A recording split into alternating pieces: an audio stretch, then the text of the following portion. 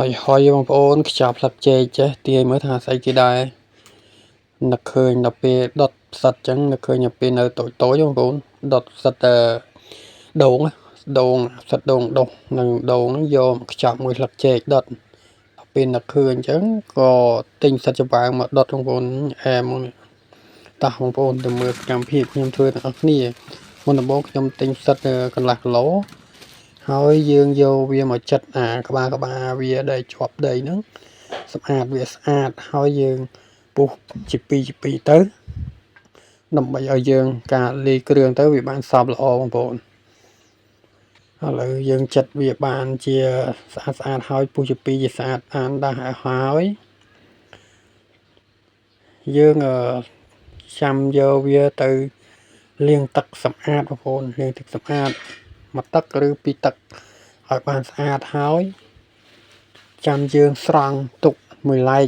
ដើម្បីឲ្យស្រស់ទឹកបងប្អូនយើងស្រស់ទឹកឲ្យវាល្អហើយចាំយើងយកទៅវាយគ្រឿងបងប្អូនហើយគ្រឿងដែលលាយផ្សិតនេះស្រួលទេបងប្អូនមុនដំបូងយើងបុកម្ទេសហើយនឹងខ្ទឹមយើងហ្នឹងបុកឲ្យវាម៉ត់បានឲ្យម៉ត់ហើយចាំយើងយកទៅលាយជាមួយនឹងផ្សិតបងប្អូនអ្នកចូលចិត្តហឹរដាក់តិចទៅអ្នកចូលចិត្តតាមហ្នឹងបងប្អូនប៉ុន្តែខ្ញុំចូលចិត្តហឹរផ្សិតយើងក៏ស្រស់ទឹកល្អដែរចាប់ដើមយើងវាយគ្រឿងមានដូចជាម្សៅស៊ុបបងប្អូនម្សៅស៊ុបដាក់បន្តិចមកហើយនេះមានប៊ីចេងបន្តិចនិងស្ករសបងប្អូនដាក់មកមុខបន្តិចបានដើម្បីចាប់គ្រឿងពោះផ្សិតគឺចាប់គ្រឿងលឿនបងប្អូនហើយនឹងបន្ថែមប្រេងខ្យងបងប្អូនប្រេងខ្យងកុំភ្លេចដាក់ប្រេងខ្យងដើម្បីឲ្យវាមានរសជាតិហើយចាំយើងដួសគ្រឿងបុកយើងដែលបានបុកស្រាច់ហ្នឹងយកមកក្រឡុកឲ្យវាចូលគ្រឿងឲ្យសព្វឡុកវាច្រឡុកឲ្យវាសព្វគ្រឿងអស់ហើយចាំយើងទៅកាត់យកស្លឹកចេកបងប្អូនយើងប្រើស្លឹកចេកមកដាក់ពីសន្ទាប់មកដាក់វាកាច់បន់ទៅបងប្អូនយើងកាច់បត់ហ្នឹងធ្វើឲ្យហេងខះបងប្អូនបានយើងដុតទៅវាខ្លោចទៅវាអត់ធ្លាយផ្សិតយើងចេញក្រៅ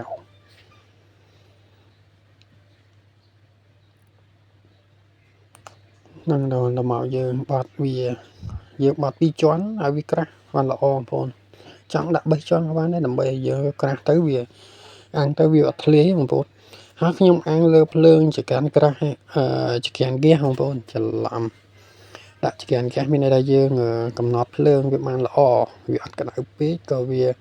អត់ត្រជាក់ពេកដែរហើយដល់យើងចាប់ផ្ដើមប្រែវា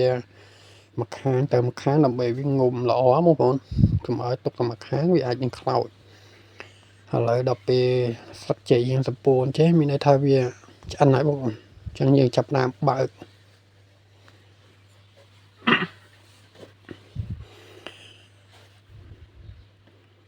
ហុយបដាបងប្អូនអើយខ្ញុំនឹកឃើញរឿងនៅក្មេងៗដុតផ្សិតដូងហ្នឹងក៏នឹកឃើញទៅ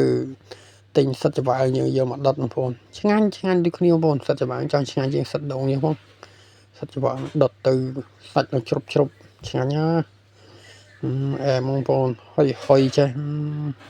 បងប្អូនសាកមើលមិនដឹងបងប្អូនអស់លុយតែ2-3000បានមុខម្ហូបមួយមុខដ៏ឆ្ងាញ់ហ្នឹងបងប្អូនដាក់មួយម៉ាត់ហើយមិនអែមិនដឹងបង